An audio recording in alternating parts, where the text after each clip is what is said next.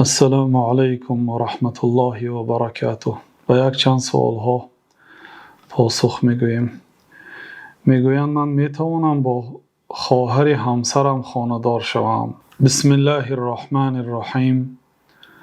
الحمد لله و الصلاة و السلام علی رسول الله و علی آله و اصحابه و من والاه. اما بعد، خواهر همسر همان وقت نکاحش حلال و درست می شود که اگر شما از خواهرش جدا شده باشید یا اینکه خواهرش وفات کرده باشد. یعنی همسری شما اگر وفات کند و یا شما از آن جدا شوید، سپس می توانید خواهر او را نکاح کنید و به نکاح خود درآورید. و در یک نکاح دو خواهر را جمع کردن در شریعت اسلامی حرام است. الله سبحانه و تعالی در ضمن آن 15 نوع زنهایی که نکاحش برای مسلمان ها نادرست است بیان کرده، گفت که و ان تجمعوا بین الاختین الا ما قد سلف. و این چنین برای شما حرام گردانیده شد اینکه دو خواهر را در یک نکاح جمع کنید، برای آنکه طبیعی است که کنداش ها همدیگر را بد میبینند و نسبت همدیگر دشمنی دارند و شریعت به نیکی کردن به خویشاوندی امر کرده است و از کندن علاقه خویشاوندی منع کرده است. وقتی که شما دو خواهر را در یک نکاح جمع میکنید، در اینجا ضرر پیدا می شود، آنها همدیگر را بد میبینند که مخالفی مقصد شریعت هست. خلاصه الله سبحانه و تعالی جمع کردن دو خواهر را در زیر یک نکاح حرام گردانید. شما فقط همان وقت میتوانید که اگر از همسرتان جدا شوید یا از دنیا وفات کند، بعد میتوانید خواهرش را. و کسی که اگر با همسرش در نکاح باشد و باز پنهانی خواهر همسرش را اگر نکاح کند، و این نکاح لا ینعقد، و این نکاح حساب نمی شود و زنا حساب می شود. والله اعلم. میگویند ما در سیورنی یکوتیا هستیم، ساعت 00:00 بامداد میخوانیم و خواب میکنیم، هیچ باکی ندارد. البته بعد بامداد تا آفتاب برآمدن وقتی بزرگ است، وقتی پربرکات است.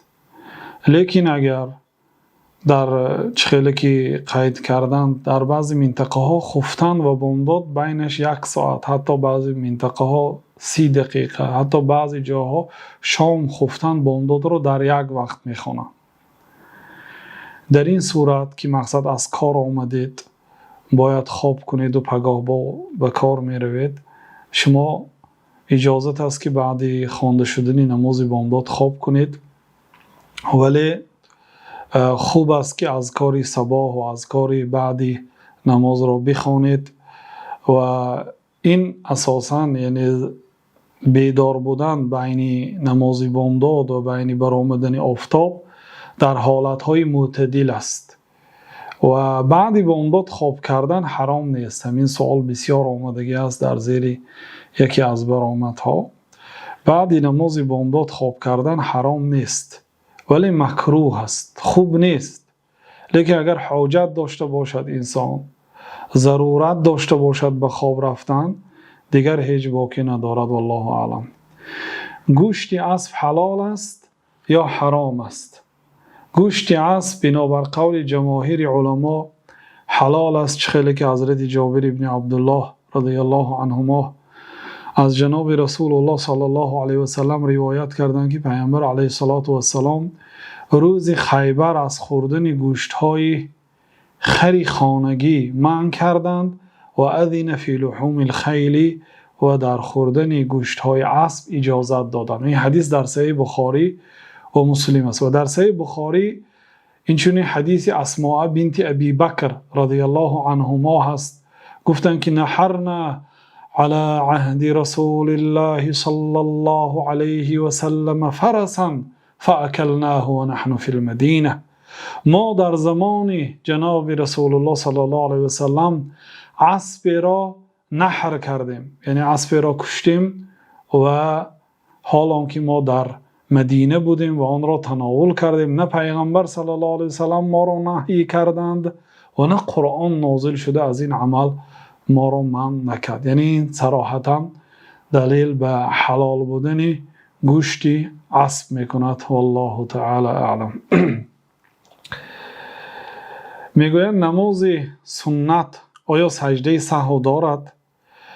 بله، سجده سهو در نماز فرض و در نماز سنت بنابر قول صحیح یگان فرق ندارد. خیلی که در صحیح مسلم ثابت است، عبدالله ابن مسعود رضی الله عنه گفتند که جناب رسول الله صلی الله علیه وسلم فرمودند که اذا زاد الرجل او نقص فلیسجد سجدتین. اگر انسان در نماز زیاد کند یا کم کند دو سجده کند. یعنی اگر سهوا انسان در نماز یک چیزی را زیاد کرد یا یک چیزی را کم کرد، سپس به خاطر شما در آخر نماز دو سجده میکند، هم در نماز فرض و هم در نماز نافله. الله تعالی اعلم. میگویند مرد پی هم از 3 بار زیاد زنم طلاق گوید چند طلاق حساب میشود؟ اگر مرد پی هم زنم طلاق طلاق طلاق گفت 3 مراتبه مثلا یا زیاده از این، کلمه طلاق را اگر تکرارا کند و مقصدش تأکید باشد، در این صورت 1 طلاق واقع میشد. لیکن مقصدش طلاق یعنی 1، طلاق 2، طلاق 3 گفته مقصد 3 طلاق یک بار دادنی باشد، در این صورت در نزد جمهور علما از گذشتگان و از متأخرین، در نزد 4 مذهب از جمله در مذهب امام ابو حنیفه رحمت الله علیه و امام مالک و امام شافعی و امام احمد و امام بخاری و جمهور متقدمین و متأخرین خیلی که قید کردیم طلاق واقع میشه. لیکن بارها ما مسئله طلاق را گفتیم که مسئله طلاق مسئله نیست که انسان سوالش را اینگونه دهد و همینگونه به خود خلاصه برآورده از جواب اهل علم به خود فتوا درست کند. نه، بلکه همسر خود را گرفته به نزد یک اهل علم می روید و حادثه را پر نقل می کنید. آن شخص شما را پرسیده طبق طلاقی که از شما صادر شده است و حالتهای آن را به نظر گرفته بعد به شما فتوا می دهد. والله تعالی اعلم. میگویم پدر و مادر پیغمبر صلی الله علیه و سلم کافر بودند یا نه؟ واقعا چنین سوالها نه همیشه خوب است مگر برای طالب علمان، برای زیاده کردن علم، برای آنکه در این سوال نه چندان فایده بر سوال دهنده هست، برای آنکه اهل جنت بودن پدر و مادر پیامبر صلی الله علیه و سلم یا اهل دوزخ بودن آنها به دین شما یگان فایده و ضرری را نمی آورد. و در این مسئله 3 قول است. قول یکم این است که پدر و مادر پیامبر علیه السلام در آتش دوزخ هستند. نسأل الله السلامة والعافیه بنابر ظاهر یک چند حدیث ها. قول دوم این است که پدر و مادر پیامبر صلی الله علیه و سلم اهل جنت هستند. قول سوم این است که در این مسئله باید انسان توقف کرد، یعنی سخن نگفت، برای آنکه پدر و مادر پیامبر صلی الله علیه و سلم از جمله اهل فطرت حساب می شوند. یعنی پیامبر علیه السلام حالا به دنیا آمده پدرشان گذشت، بعد 40 سال پیامبر صلی الله علیه و سلم پیغمبر شدند و الله تعالی میگه ما کسی را عذاب نمیدیم تا پیغمبر نفرستانیم و ما كنا معذبین حتی نبعث رسولا، ما کسی را عذاب دادنی نیستیم تا برایشان پیغمبر نفرستانیم. و مادر پیامبر صلی الله علیه و سلم وقتی که از دنیا گذشتن جناب رسول الله صلی الله علیه و سلم 6 ساله بودند و بعد 34 سالش پیغمبر شدند و دین مقدس اسلام اومد. یعنی پدر و مادر پیامبر صلی الله علیه و سلم یا بابایشان عبدالمطلب مانند عمکشان ابو طالب و مانند عمکشان ابو لهب نیستند، برای اینکه آنها در زمان فترت پیغمبر نآمده پیشتر از دنیا گذشتند. بعض علما میگویند که این گروه آدم ها را، آنهایی که پیغمبر نآمده از دنیا گذشتند، اینها رو الله تعالی روز قیامت یک حساب و کتاب میکند. اگر از آن حساب و کتاب گذشتن وارد بهشت میشوند و اگر از آن حساب و کتاب نگذشتن وارد دوزخ میشوند. نسأل الله السلامة والعافیه. و علامه محمد امین شنقیطی رحمت الله علیه صاحب تفسیر اضواء در همین مسئله توقف میکردن. میگفتن در مسئله پدر و مادر پیامبر صلی الله علیه و سلم من چیزی نمیگویم. نمیگویم که وارد بهشت میشوند و نمیگویم که وارد دوزخ میشوند. والله تعالی اعلم. میگویم بعد فاتحه 2 سوره یا 3 سوره زیادتر ضم کردن اجازت است. بله، در صحیح مسلم آمده است که حذیفه ابن الیمان رضی الله عنه گفتند که یک شب به پیامبر صلی الله علیه و سلم اقتدا کردم که جناب رسول الله صلی الله علیه و سلم بعد سوره فاتحه سوره بقره خواندند، سپس سوره نساء خواندند، سپس سوره آل عمران خواندند. یعنی بعد فاتحه 3 سوره ضم کردند که اجازت است که انسان در یک رکعت زیاده از 1 سوره 2 سوره یا هر چقدر برای او میسر است یا اینکه هر چقدر برای او میسر شود همین قدر سوره ضم کردن اجازت است، مادامی که امام نباشد. اگر امام مسجد باشد پیامبر علیه الصلاة و السلام گفتند که کدامی از شما اگر امام باشد به مردم نماز سبک خواند، چون در قفای او بیمار هست، پیرمرد هست، شخصی کاردار هست. و پیامبر صلی الله علیه و سلم گاه هم میخواستند نماز طولانی خوانند، لیکن آواز گریه کودکی را میشنیدند در نماز و همچون مهربانی به مادرش نماز را کوتاه‌تر میخواندند که به مادرش تشویش نشود، مادرش نمازش را تمام کند و به کودکش روی آورد. این دلالت میکند که زنها و کودکها در زمان جناب رسول الله صلی الله علیه و سلم در مسجد در نمازهای جماعت اشتراک میکردند و این حکم شریعت تا روز قیامت است. کسی حق ندارد که زنها و کودکها را از مسجدها منع کند. والله اعلم. میگم کتابی که در پیشت هست میخوانی به کدام زبان؟ عربی یا تاجیکی؟ منظور در زیر حدیث های شرح صحیح بخاری این سوال را نوشتند. آن کتابی که در آن نوارها شما دیدید و کتاب صحیح بخاری هست، از آن امام محمد ابن اسماعیل ابن ابراهیم البخاری هست که صاحب کتاب اگرچه تاجیک است ولی کتاب به زبان عربی نوشته شده است. در آن کتاب حدیث های جناب رسول الله صلی الله علیه و سلم را جمع آوری کردم. بهترین کتاب در دنیا بعد قرآن کریم است. والله اعلم. میگویند در صحنه مسجد از امام پیش می ایستند. در جمعه و عید آیا نمازهایشان درست است؟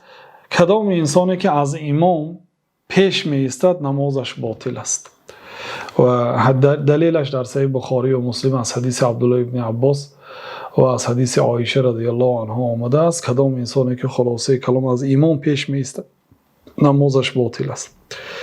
تعمیر کردن کلیسای مسیحی آیا درست است؟ یعنی در کلیسا همچون استا کار کردن، ساختمانچی یا حتی فراش برای تازه کردن کلیسا، قول جمهور علما و قول صحیح این است که اجازت نیست و این در نزد مذهب مالک و امام شافعی و امام احمد رحمت الله علیهم منع است. از جمله شیخ الاسلام رحمت الله علیه قول یک چند علما رو در کتاب اقتضاء الصراط المستقیم نقل کردند که به کلیسای مسیحی خدمت کردن حرام است، برای آنکه آنجا به الله سبحانه و تعالی غیر الله تعالی را شریک آورده می شود و صلیب بزرگ داشته می شود و غیره از منکرات اجرا می شود. و بعض علما مانند امام ابو حنیفه عمل کردن را در کلیسا اجازت دادند، ولی خیلی که پیامبر صلی الله علیه و سلم میگن دع ما یریبک الی ما لا یریبک، ترک کن آن چیزی که تو را به شبهه می اندازد و آنی که تو را به شبهه نمی اندازد. یک کار دیگر جستجو کنید. و من ترک شیئا لله عوضه الله خیرا منه. کدام آدمی که یک کار به خاطر الله ترک کند، اگر همین کار را کنم الله از من راضی نمیشود، تو به خاطر الله اگر ترک کند الله سبحانه و تعالی از وی بهتر برای او نصیب روزی میگرداند. والله تعالی اعلم. میگویم برای تنها گذار به اذان و قامت نماز درست است. حکم اذان و قامت به شخص تنهاگذار چیست؟ شخصی که در خانه اش نماز میگذارد یا در سفر نماز میگذارد، برای او اذان و قامت گفتن مستحب است، یعنی خوب است. اگر رفت و ترک کرد نمازش درست است. لیکن در مسجد فرض کفایه است، یعنی باید یک نفر به نمازها در وقتش اذان بگوید و وقتی که امام سپارش داد قامت بگوید. والله تعالی اعلم. میگویند آیا به روزها السلام علیکم گفتن درست است؟ اگر روزهای مسلمان باشند بله، لیکن اگر روزها خیلی اکثریت آنها نصرانی هستند، برای آنها السلام علیکم با زبان عربی هم نادرست است. با زبان روسی آن سلامی که بین آنها گفته می شود در عرف و عادت آنها، آن هم نادرست است. برای آنکه در صحیح مسلم ثابت است که پیامبر صلی الله علیه و سلم فرمودند که لا تبدأ الیهود ولا النصارى بالسلام، شما یهودا و نصارا را با سلام شروع نکنید، بگذار آنها اول شده سلام دهند بعد شما علیک گیرید. والله تعالی اعلم. میگویند خوجین ما عروس است، آدم خوب است، در وقتش پولامون رو میدهد، اجازت است که دعا کنیم در حقش؟ در حق کافر دعا کردن، یعنی دعای نیک کردن اجازت است، فقط رحمت و مغفرت نمیپرسید بلکه هدایت میپرسید. الله سبحانه و تعالی او را هدایت کند. گفته دعا میکنید، چه خیلی که پیامبر صلی الله علیه و سلم در حق یک چند مشرک ها دعای نیک کردند و امام بخاری گفتند که باب الدعاء للمشرکین، باب درباره دعا یعنی دعای نیک در حق مشرک ها. و چند حدیث ها را آوردن که پیامبر صلی الله علیه و سلم اللهم اهد دوس و ائت بهم، پروردگار قبیله دوس را هدایت کن گفتند. و همین گونه در یک چند حدیث ها دعای نیک از جانب پیامبر صلی الله علیه و سلم در حق بعض مشرکان صادر شده است، چه خیلی که دعای بد هم در حق بعض مشرکان کردند.